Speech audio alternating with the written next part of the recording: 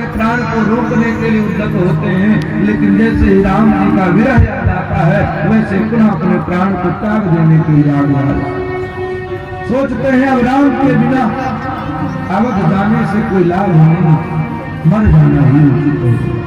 लेकिन जब राम जी की बात याद आती है, दशरथ जी का ख्याल आता है तो जाता। घोड़ों की दशा ऐसी है, घोड़े चलते चलते मार्ग में राम जी के विरह में मूर्छा खा करके गिर जाते हैं। घंटों बार जब सुमंत्र जी अचेत से सचेत होते हैं महाराज, तब घोड़ों को जल सिंचित करके उनकी निद्रा उनकी चेतना को जागृत करते हैं। जैसे तैसे जनक अवधपुर की सीमा में पहुंचते हैं। सुमंत्र जी इंतजार कर रहे हैं कि अब रात्रि हो जाए तो अंधेरे में चोरी छुप के जो है वो अयोध्या में अयोध्या रात्रि प्रहर में सुमंत्र जी पहुंचते हैं।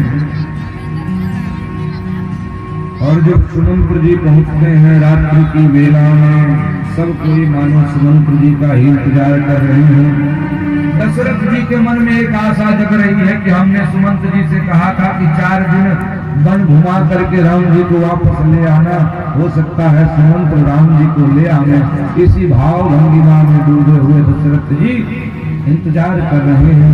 लेकिन जब सुमंत्र जी अकेले आते हैं, सारे अयोध्यावासी सुमंत्र को ठाने देते हैं कि सुमंत तुझसे बड़ा अभागा इस संसार में कोई दूसरा नहीं है।